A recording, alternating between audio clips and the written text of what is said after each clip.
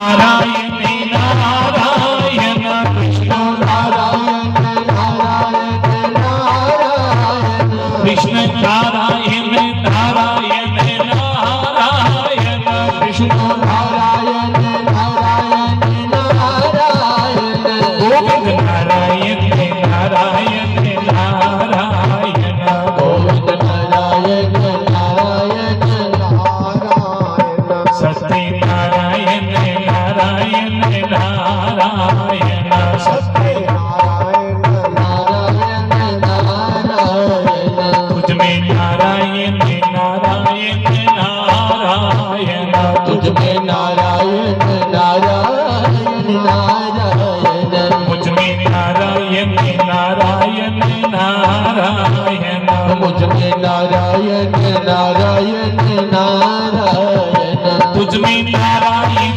नारायण नारायण तुझ में नारायण नारायण नारायण मुझ में नारायण नारायण नारायण मुझ में नारायण नारायण नारायण सब में नारायण नारायण नारायण सब में नारायण नारायण नारायण सब में नारायण नारायण नारायण सब में नारायण नारायण नारायण श्रीमन नारायण नारायण नारायण नारायण नारायण सत्य नारायण नारायण नारायण सत्य नारायण नारायण नारायण गुरुदेव नारायण नारायण नारायण गुरुदेव नारायण नारायण नारायण गुरुदेव नारायण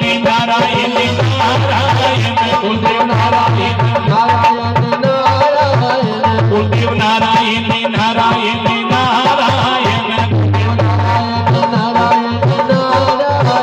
गुरुदेव नारायण नारायण नारायण गुरुदेव नारायण नारायण नारायण गुरुदेव नारायण नारायण नारायण गुरुदेव नारायण नारायण नारायण श्रीमन नारायण नारायण नारायण श्रीमन नारायण नारायण नारायण लक्ष्मी नारायण नारायण नारायण लक्ष्मी नारायण नारायण नारायण भगवान नारायण नारायण नारायण भगवान नारायण नारायण भगवान नारायण नारायण नारायण बोले वामन भगवान की जय। तो आज मेरी वामन भगवान को सारे देवी देवता जितने भी सब देवता लोग वामन भगवान की स्तुति करा करते हैं। माता अदिति के महल विच देवता लोग जाइए स्तुतियां करा करते हैं और भगवान सुखदेव जी सुना करते बोले परीक्षित माता अदिति ने भगवान को कोपिन पहनाई और वामन भगवान प्रभु को देवताओं के गुरु बृहस्पति जी महाराज ने भगवान को जनेऊ वगैरह पहनाया क्योंकि ब्राह्मण का यज्ञोपवीत होता है ना, तो भगवान को भी जनेऊ पहनाया गया गुरु बृहस्पति जी महाराज ने। और भगवान को जब जनेऊ धारण करवाया कहते परीक्षित इधर भगवान को दिशाओं के जो स्वामी थे भगवान को शत्र समर्पित किया, ब्रह्मा जी ने भगवान को कमंडलू दिया और सप्तऋषि ने भगवान को कुशा समर्पित की, खड़ाओं चरणों में समर्पित की। मां भगवती उमा देवी ने वामन भगवान को भिक्षा का पात्र दिया। अब भगवान देवताओं ने स्तुति की प्रार्थना की कि प्रभु आप जानते हैं आप किस लिए आए हैं। भगवान ने कहा मैं सब जानता हूं, आप थोड़ा इंतजार करें और मैं अभी जाता हूं राजा बलि के पास। भगवान आज मेरे वामन भगवान साक्षात मेरे प्रभु नारायण ही वामन के रूप में जाकर राजा बलि के पास जा रहे हैं। और राजा बलि ने जब देखा, राजा बलि ने अपने गुरु की पूछने के गुरु जी देखो कोई मेरा सामने कोई ब्राह्मण देवता आवाज कर और मेरे यज्ञ विच कोई ब्राह्मण देवता आवाज करता है मिगी तो इं लगा करता है कि साक्षात सूर्य नारायण मेरे यज्ञ विच आवा करदे, क्योंकि इन्ना तेज उहदा मस्तक तेज चमका करदा कि लगदा साक्षात सूर्य नारायण। शुक्राचार्य ने भी जो देखा, शुक्राचार्य जी भी आखेंगे बली लगदा मैं भी नहीं गया, पर जे सूरज नहीं होगा पर चंद्रमा को घट नहीं, क्योंकि ब्राह्मण में बड़े देखे पर ऐसा ब्राह्मण पहली बार देखा।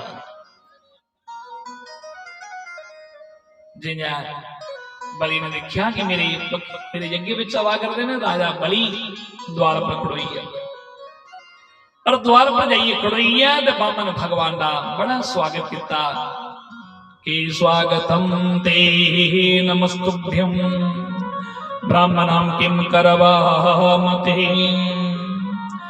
ब्रह्मा ऋषीणां तपा साक्षान्यता तथा दुरो।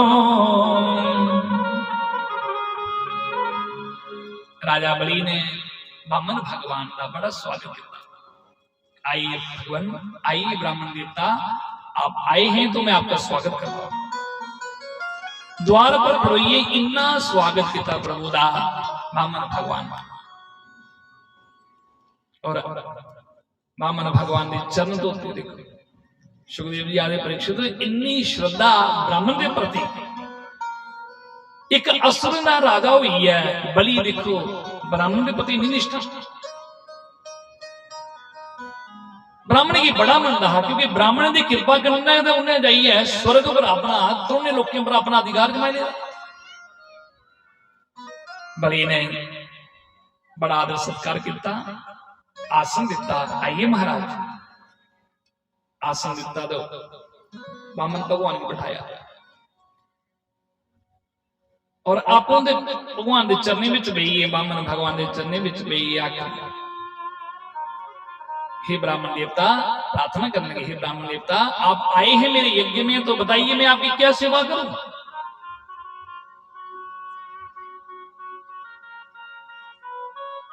पर भगवान बोले नहीं। शुक्राचार्य ने आख्या बलि तो ठहरी आ, ब्राह्मण माला जपा करदा, माला जपते समय ब्राह्मण बोलता नहीं, माला पूरी हो लेंदे। ब्राह्मण के प्रति और थोड़ी श्रद्धा बढ़ी गई। देखो है कैसा, देखो माला जपा दा, माला जपते जो पूरी हुई, आखेंगे ब्राह्मण देवता दसो की सेवा करा। अज मिगी लगा था मेरा यज्ञ भी सफल हो, मेरा कुल भी पवित्र हो, मेरे पितर भी तृप्त हुई ना, नहीं लगा था, क्योंकि थोड़े ऐसे ब्राह्मण के चरण मेरे यज्ञ विच पे। आपकी क्या सेवा करूं, आपको क्या दान करूं। भगवान ब्राह्मण ने जो देखा बार बार बोलना तो कुछ कोना है। भगवान आखेंगे भाई बलि तेरा नाम सुनेदा हाँ कि तो बड़ा बड़ा दानी है, पर आज देखी लिया मैं तेरी बुजुर्गों के बारे भी जानता। मैं सुनेदा तेरे पिता विरोचन भी बड़े बड़े दानी है, तो विरोचन का पुत्र है ना, वो भी बड़े बड़े दानी हैं। तेरे दादा प्रहलाद जी, क्योंकि ये प्रहलाद के ही पुत्र तो हैं बलि।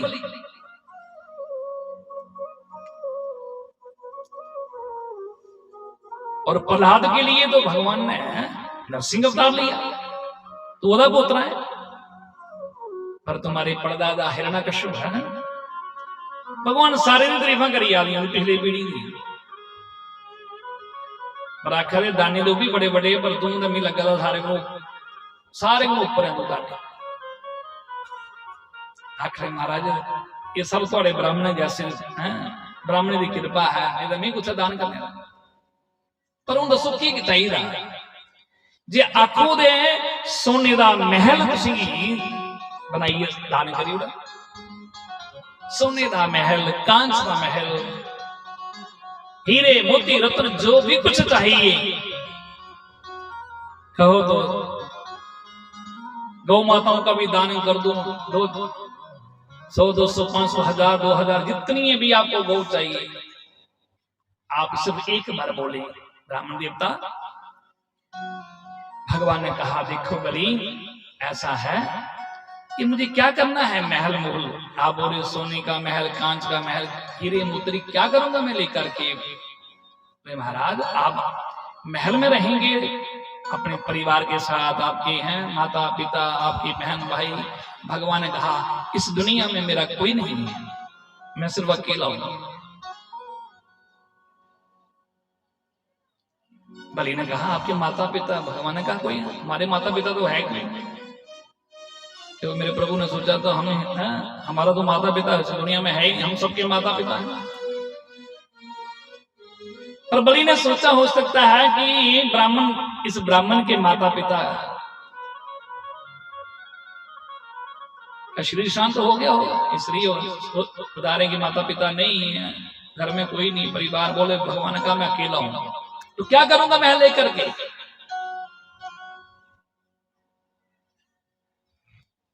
तो भगवान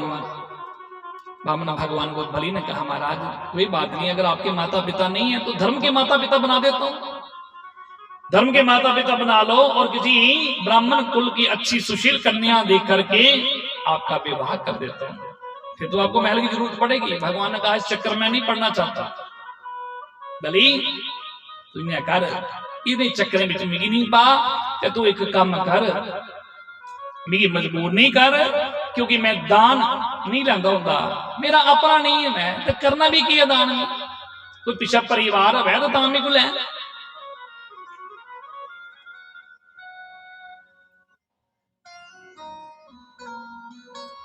पर भगवान बार बार आखरे भाई मिगी मजबूर नहीं कर। बलि आखर महाराज मेरे यज्ञ में अज तक जो भी ब्राह्मण आया पर खाली नहीं गया,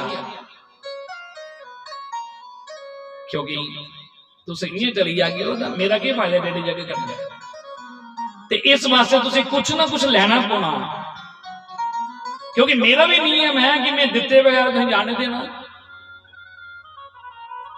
तो कुछ ना कुछ तुम लेना पौना। भगवान आखा दे मिगी मजबूर नहीं कर। बलि आखा महाराज ब्राह्मण दान लेने का अधिकार ब्राह्मण की है, और दान ठीक है तुम नहीं मंगा दे, पर कम से कम थोड़ा इशारा करे तो मैं चाहना कि जो तुझे चाहिए वो कुछ दिया। पर जो भगवान ने आख्या नहीं, बार बार आख्या मिगी नहीं कुछ चाहिए। भगवान ने भी देखा जो बार बार बलि आखेगा महाराज नहीं कुछ तो कुछ लेना पौना, आखेंगे फिर बलि एक काम कर, जो कहने मेरा भी नियम बने रहा तो तेरा भी नियम नहीं बिगड़ा, क्योंकि मेरा भी नियम बिगड़ा बने रहना चाहिए। चलो तू मजबूर करा करता है तो फिर तेरी नहीं श्रद्धा दिखी है, तू इं कर मुझे जरूरी कुछ देना चाहना है तो मिगी 3 पैर भूमि का दान करी, 3 पैर भूमि का दान करी। जिसले 3 पैर भूमि की गल की राजा बलि मुस्कुराने लगा, हसन लगा, आखर लगा भारे पंडित जी ब्राह्मण हो ये मंगना नहीं होता,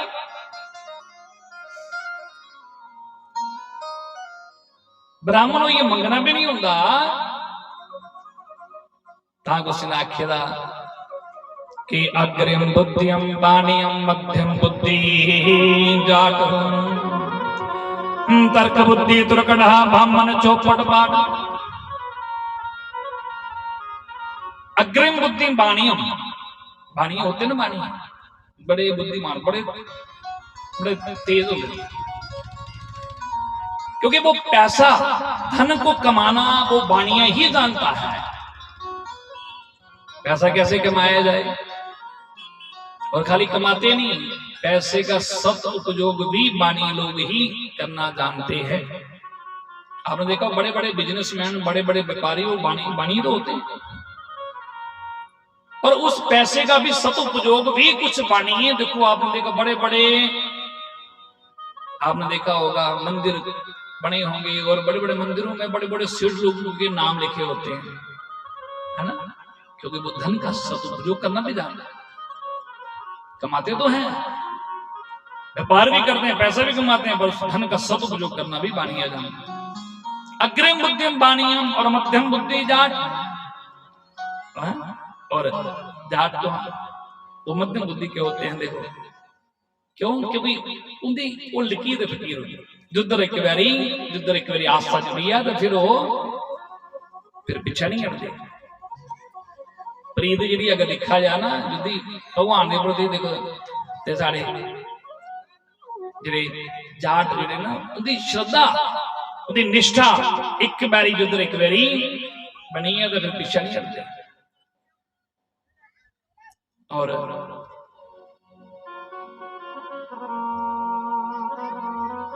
तर्क बुद्धि तुरकड़ा और ब्राह्मण चौपट पाठ। ब्राह्मण के ब्राह्मण की खुश करना कोई बड़ी गल। ब्राह्मण की कोई खीर पूरी खिलाई उड़ा कोई रोटी खिलाई उड़ा तो दक्षिणा दे उड़ा ब्राह्मण वो खुश हो सब दोनों आशीर्वाद दे उड़ा। भली आखा ब्राह्मण हो मंगना भी नहीं मेरे को आए दो दान लेने मतलब 3 पैर भूमि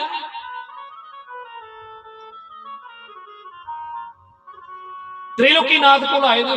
बली आखा कर भगवान ने सोचे बली कोई दान कर फिर दसगा कोई 3 पैर तो पूरे किने करेगा। बड़ा अपने आप त्रिलोकीनाथ समझा करता। जो लाई गल आखी आखा पंडित जी हे ब्राह्मण देवता मैं बड़ा कुछ करना चाहता हाँ पर थोड़ी इच्छा के नहीं लेनी थी फिर मैं क्या करा।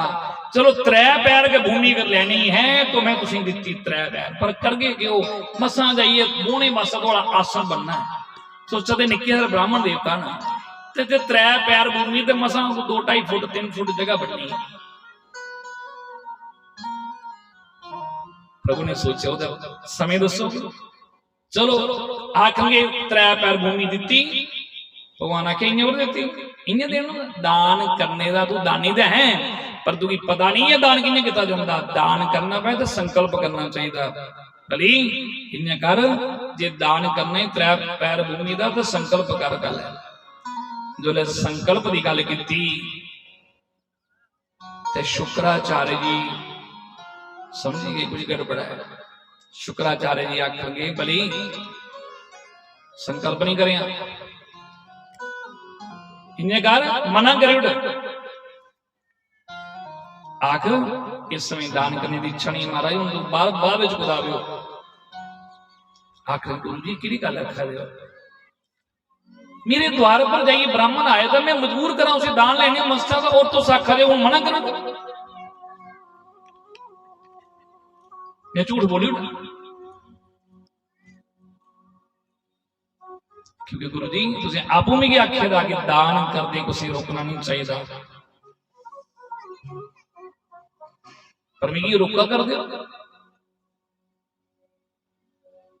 शुक्राचार्य ने आख्या बली देख कुछ जगह ऐसी होंगी ना जिथे झूठ भी बोलना पड़ा तभी पाप नहीं लगता। 8 जगह होंगी जिथे झूठ बोलने में दोष नहीं लगता। ये शुक्राचार्य जी बलि को कह रहे हैं। पहला बताया कि कोई बात कोई गंभीर बात कोई अगर माताओं से छुपानी पड़े स्त्रियों से छुपानी पड़े तो उसमें भी अगर झूठ बोलना पड़े तो कोई दोष नहीं लगता। कि युधिष्ठिर जी महाराज का भी शाप मिला है। जब कौरव मारे गए थे ना तो कौरवों पांडवों ने युधिष्ठिर जी महाराज अपनी माता कुंती के साथ गयाजी में श्राद्ध करने जब गए तो कौरवों के श्राद्ध पिंड दान सबके किए युधिष्ठिर जी महाराज ने। तो कुंती ने कहा बेटा युधिष्ठिर को कहा कि तुम ऐसा करो कर्ण के भी पिंडदान कर दो। तो युधिष्ठिर ने कहा माता कर्ण हमारा क्या लगता है। अरे कौरव तो हमारे भाई थे पर कर्ण हमारा क्या लगता है। तो कुंती ने उस समय युधिष्ठिर को कहा बेटा कुंती रोने लगी बेटा क्या बताऊं वो भी तुम्हारा ही भाई था। जब पूरी बात सुनाई तो कहते युधिष्ठिर जी महाराज रोने लगे। युधिष्ठिर ने कहा मां इतनी बड़ी तुमने बात छुपा कर रखी मुझसे। अगर मुझे पता होता कि कर्ण मेरा भाई था तो क्या मैं कर्ण को मरने देता। इतनी बड़ी बात छुपा कर तुमने रखी मां अपने हृदय में। और कहते हैं युधिष्ठिर को क्रोध आकर युधिष्ठिर ने कहा मैं आज से शाप देता हूं कि आज से ज्यादा देर माताओं के हृदय में बात नहीं रहेगी। कहते हैं युधिष्ठिर का भी शाप लगा है जिसके कारण माताओं का हृदय बड़ा कोमल होता है और माताओं के हृदय में जो है ज्यादा देर बात नहीं टिक सकती, इसलिए माताओं से कोई बात छुपानी पड़े तो उसमें कोई दोष नहीं लगता। और दूसरा बताया है कि हंसी मजाक में उनकी बड़े हंसते हंसते मजाक कर देगा, कई बार झूठ बोलो तो वो नहीं, फिर बाद पछतावनी में मजाक करा करदा, हंसी मजाक विच झूठ बोलोई है ना, तो उत्थे भी दोष नहीं लगता, क्योंकि हंसते मजाक हंसी मजाक। और त्रिया दसिया कि किसी भी कोई बेटी का किसी कोई बच्ची का रिश्ता होएगा वै, जे तुहाडे कोल ग्राम विच कोई रिश्ता होएगा वै, कुछ को तुसीं पुछया कि भाई साढ़े जाति की कमाई हुई जी तुहाडे ग्राम विच, दसो वो परिवार कने है, बच्ची कने ही है, तो उत्थे की करना चाहिए? बेशक हो सकता तुहाडी उस परिवार कने नहीं बनती है वै, बोलचाल नहीं है, तो उत्थे तुसीं उस बच्ची दी उस परिवार की तारीफ करनी चाहिए कि उत्थे भले ही वो तारीफ के योग्य नहीं है, पर फिर भी उत्थे तारीफ करनी चाहिए कि बड़ी अच्छी है परिवार, बहुत अच्छा परिवार है और बच्ची भी बड़ी अच्छी है, क्योंकि सच बोलने के अगले दी रिश्ता टूटी सकता है, तो उत्थे झूठ बोलने में भी दोष नहीं लगता। और चौथा, संपूर्ण धन नष्ट, अगर हमारा धन नष्ट होने वाला, उस धन को बचाने के लिए शुक्राचार्य ने कहा कि धन को नष्ट बचाने के लिए अगर धन नष्ट हो रहा है तो वहां झूठ बोलना पड़े तो पाप नहीं लगता। और पांचवा बताया किसी के प्राण अगर संकट में पड़े हों, उन प्राणों को बचाने के लिए, किसी को बचाने के लिए वहां झूठ भी बोलना पड़े तब भी पाप नहीं लगता। और छठवां बताया कि गौ हत्या रोकने के लिए झूठ बोलना पड़े तब भी पाप नहीं लगता। और सातवां बताया धर्म की सुरक्षा के लिए झूठ बोलना पड़े तब भी दोष नहीं लगता। और आठवां, अपनी संस्कृति की रक्षा के लिए अगर एक बार झूठ बोलना पड़े तो कोई पाप नहीं लगता। तो ये 8 जगह शुक्राचार्य ने कहा, बलि 8 जगह ऐसी होती हैं, तो ये शुक्राचार्य ने की, शुक्राचार्य ने बलि को कहा ये 8 जगह होती है ना, पर बलि ने आख्या गुरुजी माफ करना, क्योंकि शुक्राचार्य ने लिख लिया कि ये विष्णु है, उसे आख्या भी है बलि ये मिगी लगा था ये विष्णु, फिर तुम आई है चलने मस्त है, पर शुक्राचार्य ने आज बलि ने आख्या माफ करना गुरुदेव, मैं आज ये गल थोड़ी नहीं मननी, क्यों? क्योंकि मेरे घर द्वार पर ब्राह्मण देवता आए दिन, और मने में सोचिया कि ये ब्राह्मण है तो साधारण ब्राह्मण है तो ले भी जाकर देखिए ले गए 3 पैर बोली, पर जे मैंने सोचा जी भगवान हो सचेगा, भगवान का होगा तो ले भी जाकर तो मेरा की सब येदा। पर आज बलि ने जाइए अपने गुरु की गल नहीं मननी, पर भगवान ने देखा कि बलि कुछ ऐसा नहीं मैं अपने गुरु की गल मननी है, कुछ मना करी उड़ा तो मैं कि वास्ते आएगा। भगवान बलि की आत्मा, बलि जल्दी कर और संकल्प कर, 3 पैर की भूमि लैनी है, तो कुछ ज्यादा नहीं लेनी, ना 3 सवा 3 तो ना 3.25, पर बलि दान कर गया तो फायदे में चलोगा, मेरी गल मन ले जल्दी कर। सुखदेव जी आदि परीक्षित भगवान देखो मेरे परमात्मा को आज बलि के यहाँ भगवान देखो बामनी के रूप में एक भिक्षुक बन के एक 3 पैर भूमि के लिए देखो भगवान आए खड़े हैं बलि के यहाँ। और बलि कितना भाग्यशाली है, कितना खुशनसीब है जिसके द्वार पे साक्षात मेरे परमात्मा बामन के रूप में भगवान खड़े हैं। बलि के यहाँ द्वार पर भगवान खड़े हैं और भगवान बार बार कह रहे बलि जल्दी कर, संकल्प कर।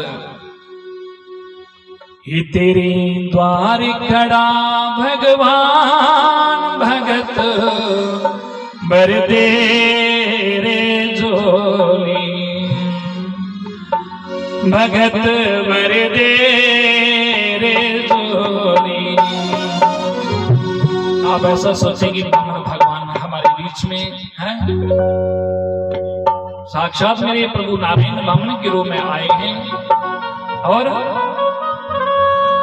ऐसे बलि के पास दान लेने के लिए आए हैं। और बड़ी सुंदर झांकी है मेरे ठाकुर जी की बामन के रूप में। और तेरे द्वार खड़ा भगवान भगत दे रे जोली, भगत भर दे रे जोली, भगत भर दे, भगत भर दे रे जोली। तेरा हुआ बड़ा एहसान कि जुग जुग तेरी रहेगी शान, भगत भर दे रे जोली, भगत भर दे रे जोली, भगत भर दे रे जोली, भगत भर दे रे जोली। तेरे द्वार खड़ा भगवान, भगत भर दे रे जोली, भगत भर दे रे जोली, भगत भर दे रे जोली, भगत भर दे रे जोली।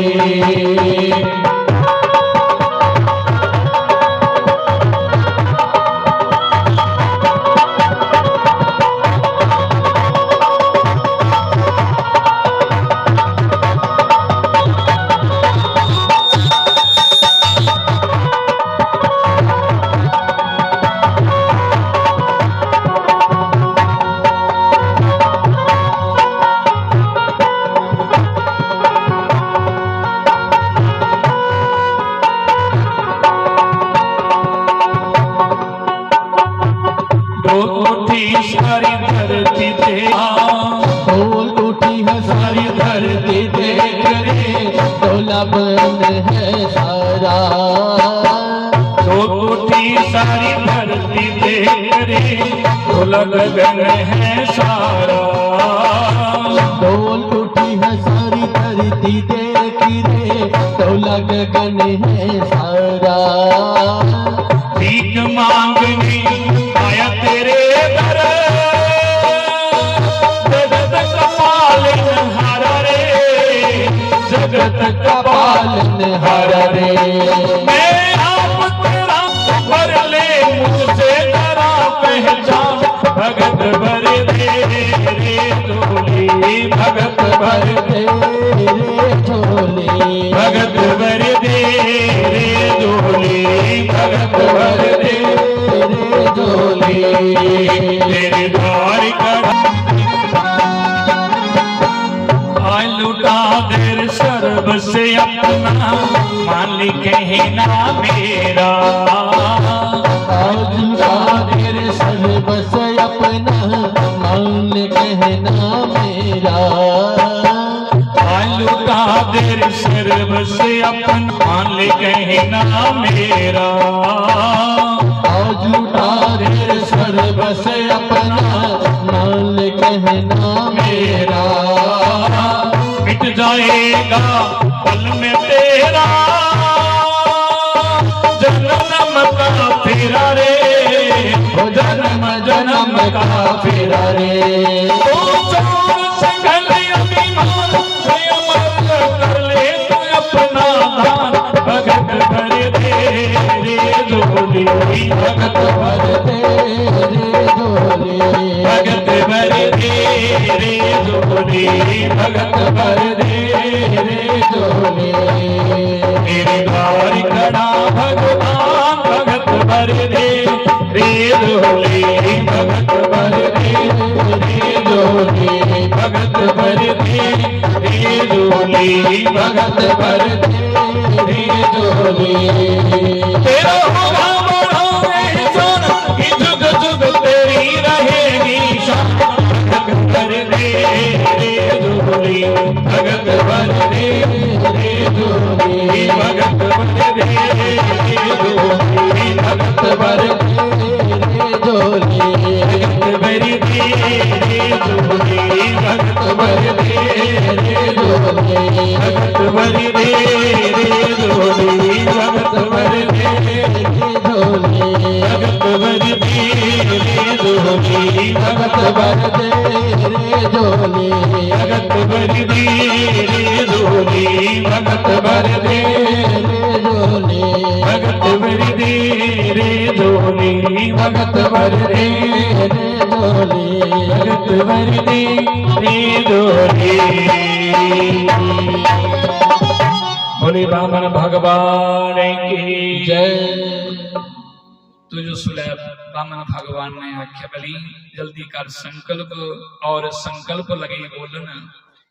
और संकल्प तो जानते हो ना, संकल्प जो है सारे विद्वान आचार्य पंडित लोग जो सुलह संकल्प करते ना, तो संकल्प हथ विच पानी लेता जाता, डूने विच जां अगे विच जल दिता जाता। तो वो जिहड़ा कमंडलू जिहड़ा हा भगवान दा, भगवान उहदे विच सजाइए की कीता, जल विच दब वगैरह पाई और उहदे विच संकल्प लगे।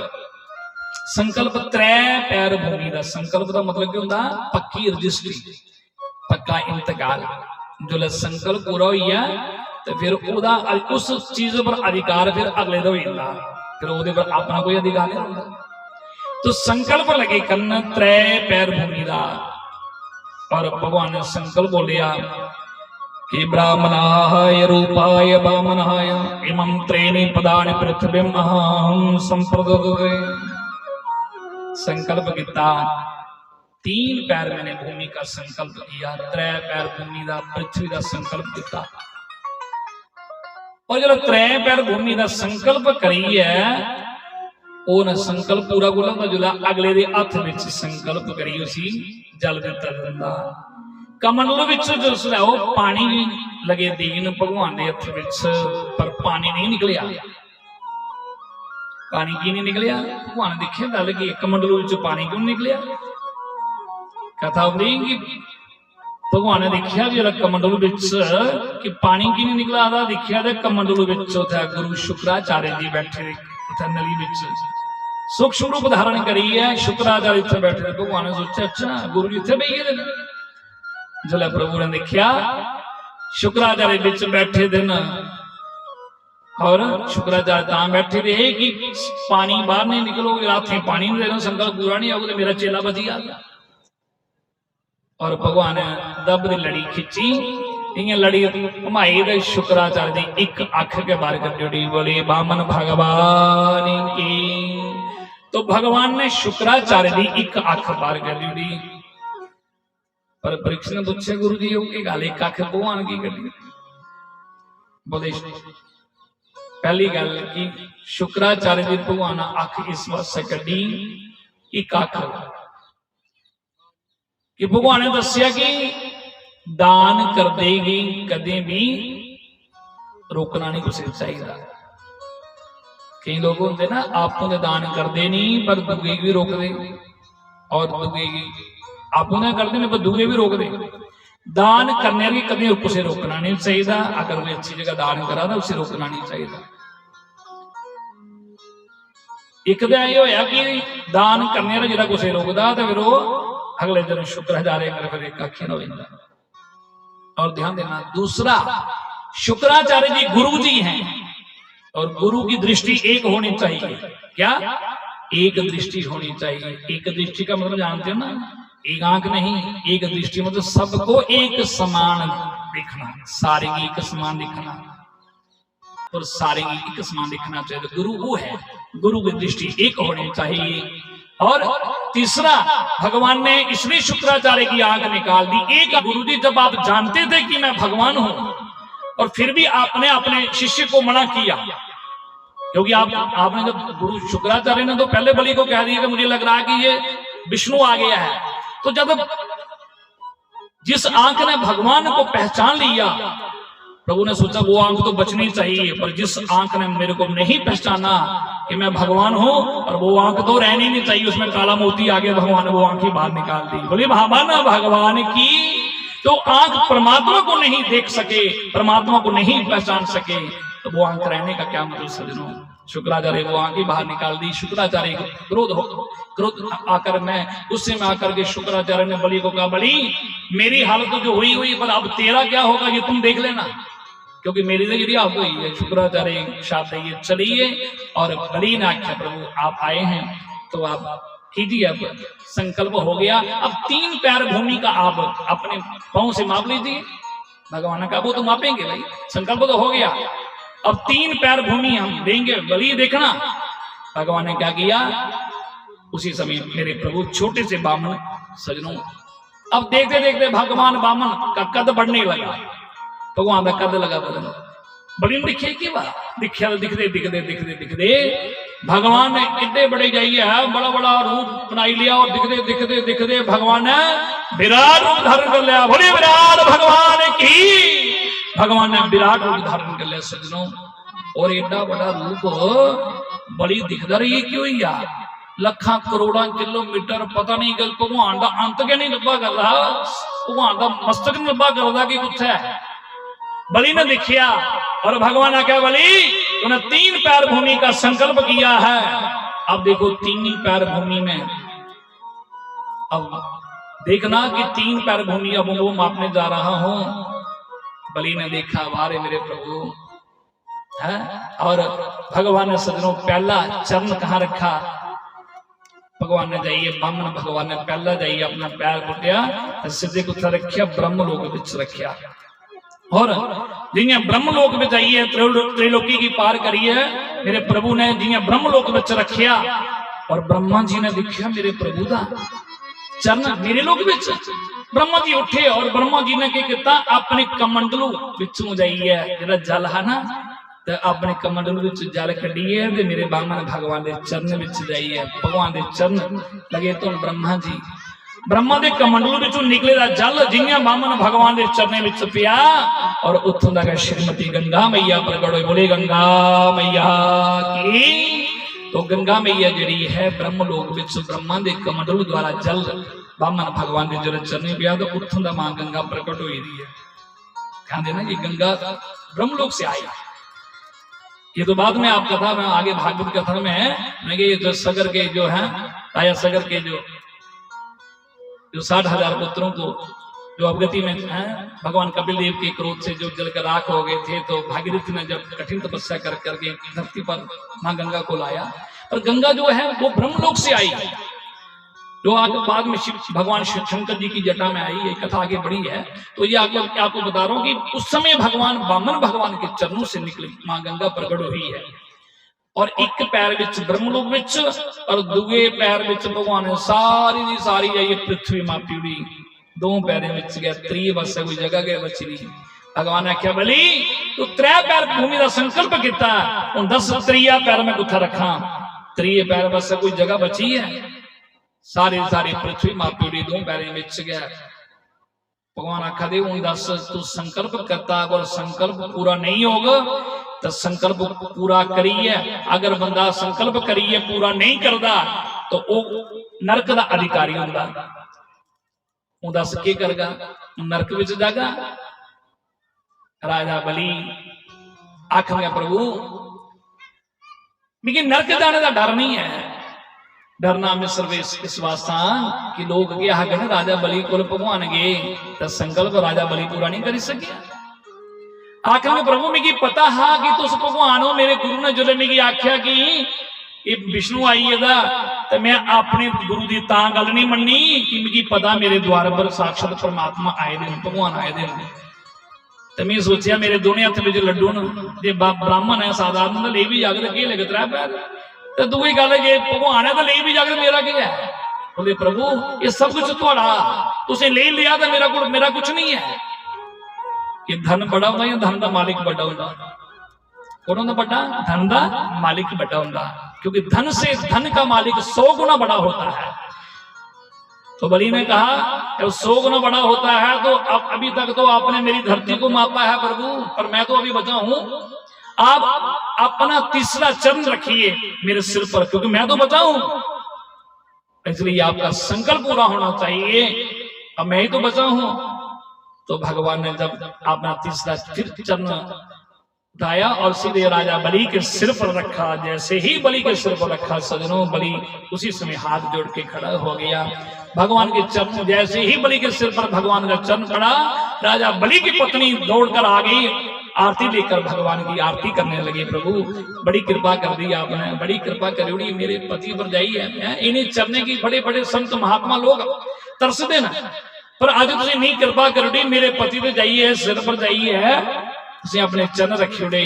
इन देर प्रहलाद जी महाराज भी आइए, विमान पर बैठे रही। प्रहलाद जी आए, बोले बारे प्रभु, हरे मेरे गोविंद, हरे मेरे गोपाल, है ये क्या कर दिया आपने? मेरे पुत्र बलि के लिए आपने ये वामन का रूप धारण किया, मेरे लिए आपने नरसिंह अवतार लिया था, पर मेरे पुत्र बलि के लिए आपने वामन का रूप धारण कर लिया। अरे प्रभु, मेरे पुत्र से गलती होगी, बलि से है।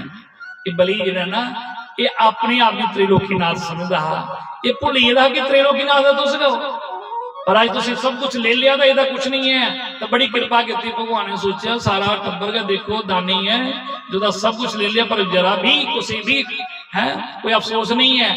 पर भगवान बलि की दिखी है, बलि की पत्नी की दिखी है, भगवान की दया आएगी। भगवान आखेंगे बलि, अरे बलि मैं तो तुम्हें लूटने के लिए आया था, पर बलि आज तो तूने ही मुझे लूट लिया, तूने मिगी लूटी लिया। इस वास्ते बलि मैं बड़ा खुश हाँ, मंग के चाहिए मेरे को मंगीला। बलि आखेगा प्रभु भी कुछ नहीं चाहिए। और भगवान आखा नहीं बलि मैं बड़ा खुश हाँ, तुझे कर मैं तुगी 14 लोग बिचों एक लोग सुतल लोग का तुगी राज देना। सुतल लोग मैं तुम्हें राज्य देता हूं बलि, और सुतल लोग में तुम राज्य सुतल लोग के राजा बनो, और सुतल लोग में तब तक तुम राजा बने रहोगे जब तक इंद्र की अवधि पूरी नहीं होती। इंद्र की अवधि पूरी नहीं होती तब तक तुम स्वर्ग के तब तक सुतल लोग के राजा बनोगे, और जब इंद्र की अवधि पूरी हो जाएगी उसके बाद तुम स्वर्ग के राजा इंद्र बनोगे, क्योंकि स्वर्ग इंद्र की भी अवधि होती है, उसका भी टाइम पीरियड होता है? और भगवान ने सुतल लोग राज किसको दे दिया? बलि को दे दिया। और बलि को कहा बलि ये तो मैंने अपनी मर्जी से दिया है, पर तुम भी कुछ लेना चाहते हो तो मांगो। बलि ने कहा प्रभु अगर आपने मुझे दे ही दिया है सुतल लोग राज, तो मुझे मैं अपने सुतल लोग के जब भी अपने महल से बाहर निकलूं, तो जैसे ही महल से बाहर जब भी निकलूं तो आपका दर्शन मुझे होना चाहिए। भगवान ने कहा वारे बलि तूने तो मुझे नौकर ही बना लिया है। पर बलि ने कहा प्रभु मैंने नौकर के लिए तो नहीं कहा, मैं तो आपको दर्शन के लिए कहा कि आपका दर्शन होना चाहिए। भगवान ने कहा फिर मुझे कैसे पता लगेगा कि तुम कब आओगे, कितनी बार दिन में बाहर आओगे अपने महल से? और फिर तो एक पहरेदारी बन के मुझे खड़ा होना पड़ेगा, तो पहरेदारी नौकरी करनी पड़ेगी। भगवान ने कहा जा बलि, और सुतल लोक में जब भी तुम अपने महल से बाहर निकलोगे तो मेरा दर्शन पाओगे।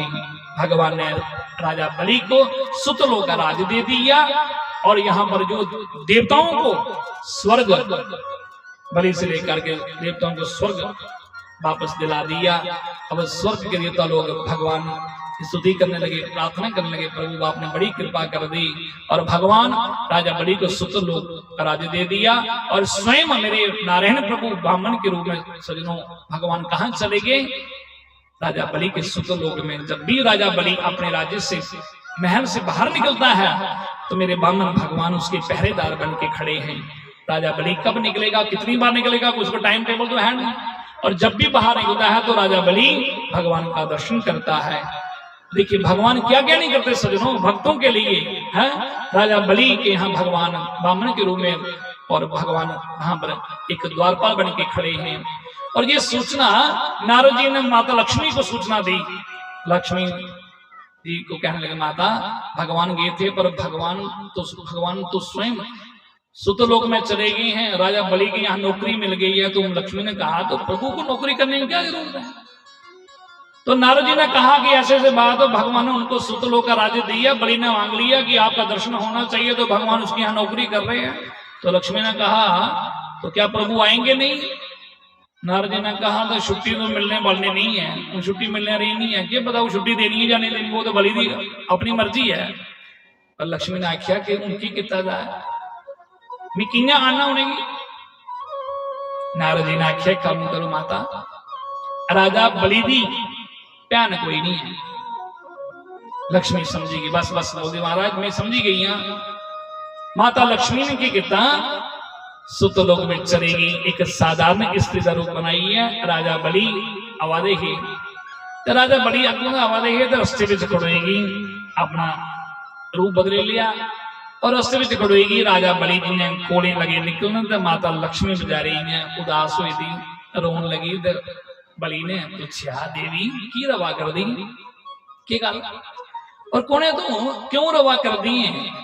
लक्ष्मी आखगी महाराज मैं ता रवा दी कि इस दुनिया में मेरा भरा कोई नहीं है। भगवान ने सारे की जाई है भरा दिते दे भैने की आई भरा दिते दे और भराएं की भैन दिते दियां पर मेरा कोई भी इस दुनिया में मेरा कोई भरा नहीं है। तो मैं ता उदास हाँ बड़ी ता रवा करदी कि खुश नसीब नूं भैणा जुंदे भरा होंदे ने। बली आख्या कोई गल नहीं तू रो नहीं। बली आखेगा तू रो नहीं तू इं कर जे तुगी भगवान ने कोई भरा नहीं दिता तो मिगी भी भैन भगवान ने नहीं दिती है कोई। एक काम कर देवी तू मिगी अपना अज तू मिगी अपना भरा समझी लै ते मेरा तेरा रिश्ता पक्का हुई है धर्म का रिश्ता बहन भाई का रिश्ता। माता लक्ष्मी बड़ी मुस्कुराई ये तो चाहती। लक्ष्मी ने आख्या महाराज कोई गल नहीं फिर बड़ी अच्छी गल है। तो लक्ष्मी ने उस वेले रक्षा सूत्र लेता तब राजा बली की जाइए रक्षा सूत्र बनी उड़िया पक्का रिश्ता पक्का हो गया। आज भी रक्षा सूत्र बनते ना तो रक्षा सूत्र बनते समय जाइए मंत्र बोला जाता केड़ा जेना बद्धो बली राजा दानवेंद्रो महाबला तेन त्वं प्रतिबद्धना में रक्षे हिमाचल माचल मंत्र बोला जाता। बलि का नाम देखो आज भी जब रक्षा सूत्र बना तो बलि का नाम उसके साथ जुड़ा है। जो रक्षा सूत्र बनया तो बलि आखंगा भैन तू मेरी भैन बनी है रिश्ता पक्का हुई है।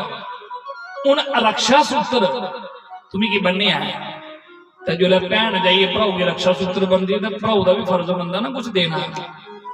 माता ही पता है कि जो है रखड़ी का त्योहार होंगे रक्षा सूत्र भैन जाइए भराऊ की बनती है तो फिर भराऊ का भी फर्ज होंगे कि भैने की कुछ दान दक्षिणा देनी।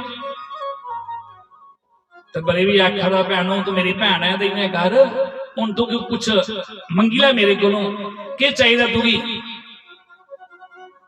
लक्ष्मी आख रही महाराज तुम मिगी भैन बनाई लिया तुम मिगी भरा तो होर की चाहिए नहीं। आखा नहीं भैन तू मंग मेरे को अज तू कुछ देना पौना ना कुछ दान दक्षिणा देनी पौनी मंग मेरे को। लक्ष्मी आखेंगी फिर एक काम करो महाराज भैया अगर आप देना चाहते हो तो मुझे एक काम करो जो मैं मांगूंगी दोगे। बोले हाँ। लक्ष्मी ने कहा कि काम करो पहला संकल्प करो कि जो भी कुछ मैं मांगूंगी वो आप दोगे। तो बली ने कहा बहन संकल्प का नाम मत लेना क्योंकि संकल्प ने आगे कि मैं बड़े चक्रे में पाया है वो मिगी पता है मैं संकल्प के चक्रे में जो किया निकलिया। बली की पसीना आई आखिर संकल्प का नाम नहीं लिया तू इं कर जो भी कुछ चाहिए मैं तुझे वायदा करना तो तुझे देगा मंग के चाहिए। लक्ष्मी आखनी भैया जे देना चाहते हो ना मिगी तो फिर वो जरा तुम बाहर द्वार पर खुले रहे ना वो मिगी दे दो मी वो चाहिए अपना द्वारपाल दे दो। तो जो द्वारपाल की गल की तो बली भी समझने में देरी नहीं लगी। बली ने सोचा द्वारपाल तो भगवान ब्राह्मण के रूप है और भगवान की लेने मस्त है नारायण की लेने मस्त लक्ष्मी की आई सकती है और कोई नहीं आई सकती। आखना भैन सच दस तू भैन तो मेरी बनी गई है पर तू है कौन असली अपना सही चेहरा दस असली रूप दस। लक्ष्मी ने उस वेला अपना असली रूप जो बनाया तो राजा बली ने लक्ष्मी माता की प्रणाम किया। बोले लक्ष्मी मैया की आखेंगे माता मेरा समझी रहा है कि लक्ष्मी को हो सकती है जी अपने पति की लेने बस आई रही है पर एक गल है गली आखा वो मैं तुम्हें दे उड़ना पर एक गल दसा माता तुस दोए पति और पत्नी एक नंबर के ठगी आओ। खुद आखा करता बली आखरा एक नंबर के आप ठगी आओ दोनों। अरे पहले आपका पति मुझे ठगने के लिए आया पर आपके पति को मैंने ही ठग लिया। पहले थोड़ा घर आ रहा है मैं ठगने वाला तो कौन भगवान नारायण बम के रूप में आए मिगी ठगने बस पर भगवान मुझे ही ठगने के लिए आए और मैंने भगवान को ठग लिया। ठगी उड़िया आज देख द्वारपाल बनी उड़ो तेरा पर बली आखंगा हूं तुस आई मिगी ठगने वास्ते पर माता मैं तुझे ही ठगी लिया क्यों। बली आखदा दुनिया जुंदे के हथ फैलांदी है दुनिया जुंदे के हथ फैलांदी है सारी दुनिया जुंदे को जाइए जुंदे को मंगदी है भक्ति मंगदी है तो नारायण को लक्ष्मी धन चाहिए तो लक्ष्मी को लोग सारा संसार जुंदे के हथ फैलांदा झोलियां अड़दा वो साक्षात वो लक्ष्मी नारायण मेरे द्वार पर आए मंगने वास्ते, तो इस वास्ते मैं कितना खुश नसीब हाँ। और माता पहले भगवान स्वयं त्रिलोकीनाथ आए मेरे को, त्रिलोकीनाथ की मैं त्रिलोकीनाथ की त्रिलोकी का दान करी उड़िया, क्योंकि भगवान आए तो त्रिलोकी का दान त्रिलोकीनाथ की दान करी उड़िया। हूं तुस आई हो तो मैं त्रिलोकी का हथ पकड़िया, भगवान का हथ पकड़िया, तो लक्ष्मी देव ने कहा त्रिलोकी का जाइए दान में तुम करना, ये लो। तो इस वास्ते बड़ी ना कि लक्ष्मी की जाइए भगवान का हथ पकड़ाई, उन्होंने कहा दाने तो बड़े बड़े होने ना, पर मेरे जैसा कोई दाने नहीं होना। सच्चे सज्जनों, दाने तो बड़े बड़े हुए, पर राजा बलि जैसा कोई दाने नहीं होया, जिन्हें अपने आप ही जिन्हें सब कुछ अपने आप ही जाइए दान कर दिया, बलि दान कर दिया। सज्जनों जो से देखो, और भगवान गला जान लगी लक्ष्मी के लिए भगवान आखेंगे बलि उन आज के बाद अस त्रय ब्रह्मा विष्णु और शिव 4 महीने ब्रह्मा के रूप में, 4 महीने विष्णु के रूप में, 4 महीने शिव शंकर के रूप में सारे दर्शन करगा। जो तू अपने बाहर निकलगा सारे जाइए दर्शन करगा। और भगवान लक्ष्मी के लिए मेरे प्रभु आपने बैकुंठ में चलिए। बोले श्री लक्ष्मी नारायण भगवान की जय। भगवान सुखदेव जी कहते हैं परीक्षित भगवान ने देखो राजा बलि के लिए भगवान ने बामन रूप धारण किया, और कहते हैं परीक्षित इसी तरह भगवान क्या क्या नहीं करते भक्तों के लिए।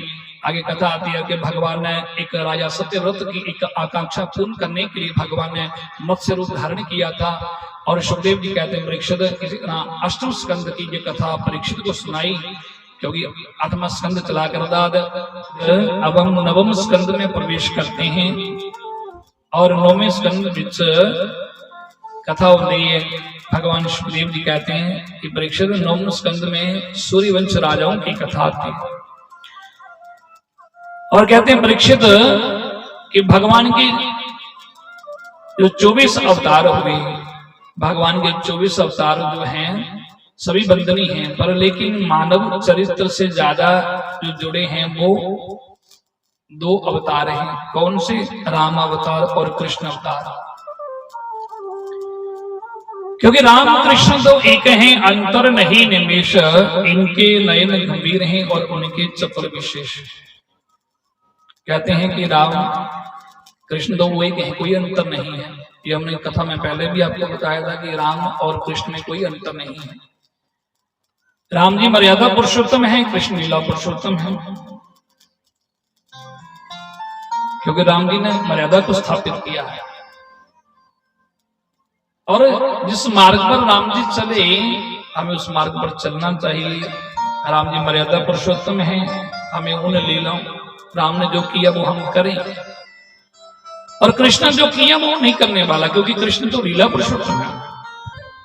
इसलिए राघवेंद्र प्रभु के नेत्रों में गंभीरता है, कृष्ण के नेत्रों में चपलता है। बाकी अंतर तो कोई है नहीं। राम जी अगर कृष्ण भगवान 16 कला संपूर्ण थे तो राम जी भी 16 कला संपूर्ण थे, पर ये बात लगे है कि 4 कलाओं को प्रभु ने प्रकट नहीं किया। इसलिए कहते परीक्षित राम ने जो जीवन में किया वो करो, और राम ने कृष्ण जो कहा है वो करो। सुखदेव जी बोले परीक्षित तूने राम कथा तो विस्तार से ऋषियों से सुनी है, पर जिस वंश में राम जी भगवान राम का अवतार होगा उस पवित्र वंश को हम सूर्यवंश कहते हैं। और सूर्यवंश में बड़े बड़े राजा प्रतापी राजा हुए। भगवान नारायण के पुत्र ब्रह्मा जी हुए। कहते परीक्षित नारायण के पुत्र ब्रह्मा जी हुए, और ब्रह्मा जी के पुत्र मरीचि हुए। मरीचि के पुत्र कश्यप, कश्यप के पुत्र सूर्य, और सूर्य का एक नाम दूसरा था विवस्वान, बल्कि सूर्य का वास्तविक नाम जो है विवस्वान। और सूर्य वंश में उनसे आगे प्रारंभ हुआ, और विवस्वान के द्वारा जो पुत्र उत्पन्न हुआ जिसे हम विवस्वान कहते हैं।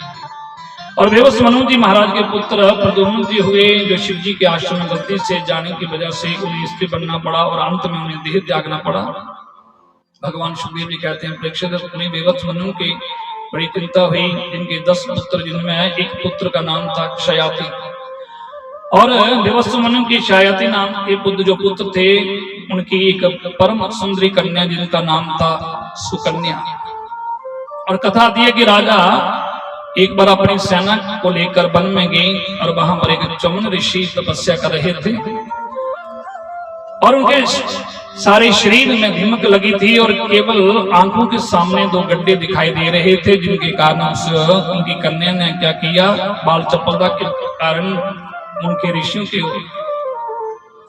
उन्हें तिनका चुबो दिया और जिसके कारण चमन ऋषि क्रोध में हो गए और सारी सेना भयभीत हो गई। और ऋषि के क्रोध से परिणाम राजा ने क्षमा याचना की और चमन ऋषि तो अंधे हो गए। राजा इच्छा न होते हुए भी अपनी पुत्री का उस चमन ऋषि के साथ विवाह करना पड़ा और सुकन्या ने अपने पति की बहुत सेवा की और अश्विनी कुमारों से उन्होंने ऋषि उस चमन ऋषि की क्या आंखों को ठीक कर दिया, रोशनी प्रदान कर दी। और उन्हीं सूर्यवंश में एक राजा, एक प्रतापी राजा हुए जिनका नाम नवग, और नवग के आगे पुत्र नावाग हो गए और उन्हीं के आगे एक नावाग के आगे राजा अम्बरीश हुए, जो भगवान के बड़े बड़े भक्त हुए, जो हर एक एकादशी का निर्जला एकादशी करके व्रत करते थे। और बड़ा ये सुंदर प्रसंग है भागवत में कि अम्बरीशो महाभागो, अम्बरीश जो था एक भगवान का सूर्यवंश में बड़ा अच्छा राजा, इतना धर्मात्मा राजा सुनो कि हर एक एकादशी का व्रत करता था। और एकादशी का व्रत तो हमको करना ही चाहिए। शास्त्र कहते हैं हम सबको व्रत करना चाहिए। ज्यादा आप व्रत ना कर सके तो कम से कम आप 15 दिन में एक एकादशी आती है और एक एकादशी का व्रत जरूर करना चाहिए। पूरा दिन देना उस दिन प्रभु की चर्चा विच के समय निकलना चाहिए। और नियम किन्ने व्रत की करिए तो दूए दिन द्वादशी के दिन, दूए दिन जो द्वादशी होगी उस दिन सवेरे उठिए, स्नान आदि वगैरह करिए, भगवान का पूजन करिए, किसी ब्राह्मण या संत की पूजन कराना चाहिए, फिर जाइए व्रत का पालन करना चाहिए। इस तरीके का एकादशी का व्रत लोग करते। और इन्हें मैं गल कर रहा कि एकादशी का व्रत राजा अम्बरीश के करते हैं, वो साढ़े अंदर एकादशी नहीं रखते। उनका नियम है एकादशी का व्रत करना और उस दिन जल तक भी नहीं पीना, पानी भी नहीं पीना और पूरे दिन बस भगवान की ही चर्चा, प्रभु का भजन सिमरन करना। ऐसे भगवान के भक्त राजा अम्बरीश और द्वादशी के दिन सवेरा को संत ब्राह्मण की भोजन कराना। और भगवान सुखदेव जी सुना दे परीक्षित, राजा अम्बरीश एडा बड़ा भगवान का भक्त है, तो राजा अम्बरीश ने किया एक बारी एकादशी का व्रत रखे रहा, एकादशी का व्रत किते रहा। और दूसरे दिन द्वादशी पर जाइए, उसका नियम है कि ब्राह्मण या संत की भोजन कराए दे बगैर नहीं भोजन करता। दूसरे दिन सवेरे उठिए सोचा दे कि आज कोई संत उसी भोजन कराना, विचार करा दे। तो बाहर देखिया तो इन दिनों दुर्वासा ऋषि आई, दुर्वासा ऋषि लभी है, प्रणाम किया, गुरुदेव प्रणाम।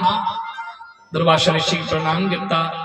दुर्वासा ने आखिर महाराज मैं सोचा था कि नहीं आज कुछ संत की भोजन करागा, पर थोड़ा दर्शन हुई है महाराज, तो तुम करना मेरे घर जाइए भोजन करना, मेरा भी व्रत पूरा हो गया।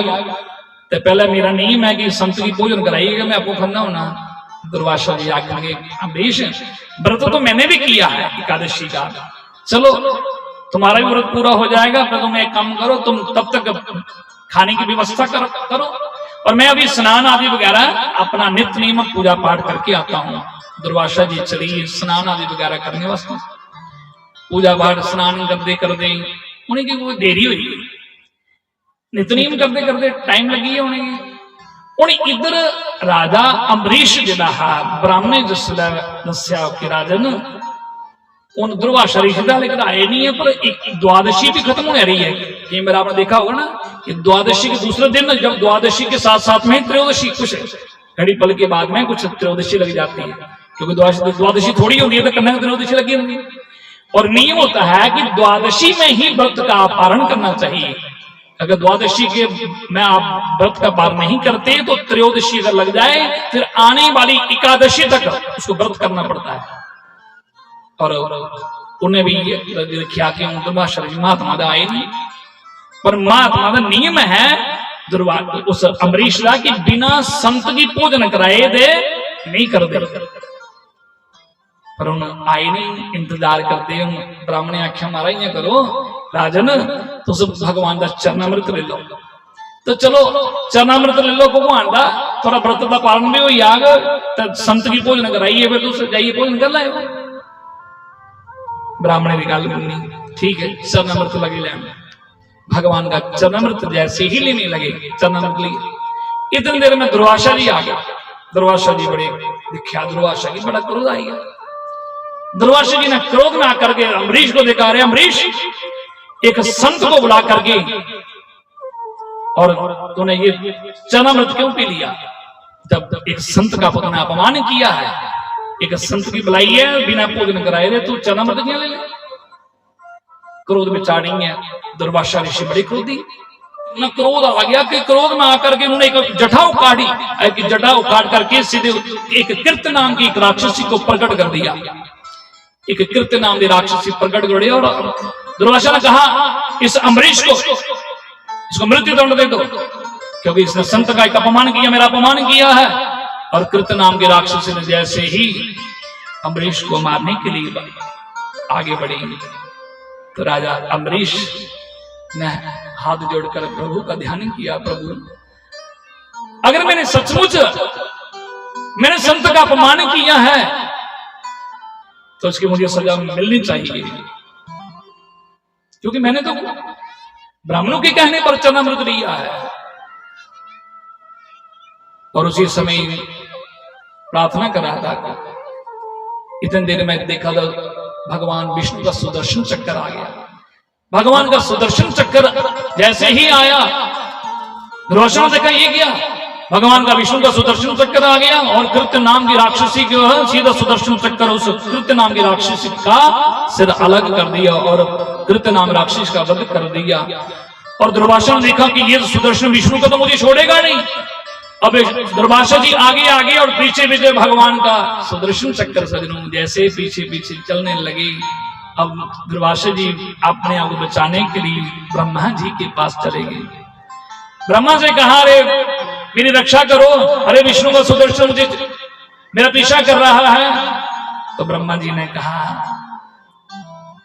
मैं कुछ नहीं कर सकता दुर्वासा। क्यों? क्योंकि तूने विष्णु भगवान के भक्त का अपमान किया है और मैं तो कुछ कर ही नहीं सकता, क्योंकि मेरे हाथ में कुछ है ही नहीं है। तुम एक काम करो, भगवान शंकर के पास जाओ, हो सकता है भोलेनाथ हमारी सहायता कर दे। कहते हैं दुर्वासा जी सजनों करते करते किसके पास चले गए? भगवान शंकर के पास गए। और भगवान शंकर के पास गए। भगवान शंकर ने कहा दुर्वासा जो विष्णु भगवान के भक्त का अपमान करने वाला वो मेरा कभी मित्र नहीं हो सकता, कभी मेरा कोई अपना नहीं हो सकता। इसलिए तूने भगवान विष्णु के भक्त का अपमान किया है और मैं तो कुछ उसकी कोई सहायता नहीं कर सकता। इसलिए काम करो, इसके भक्त का तूने अपमान किया है, भगवान विष्णु के पास जाओ, हो सकता है विष्णु भगवान तुमको माफ कर दें। दुर्वासा जी घूमते घूमते सजनों आखिर भगवान विष्णु की शरण में आए। भगवान विष्णु के पास आए, भगवान से प्रार्थना करने लगे प्रभु मुझे बचाओ, ये आपका सुदर्शन चक्कर मुझे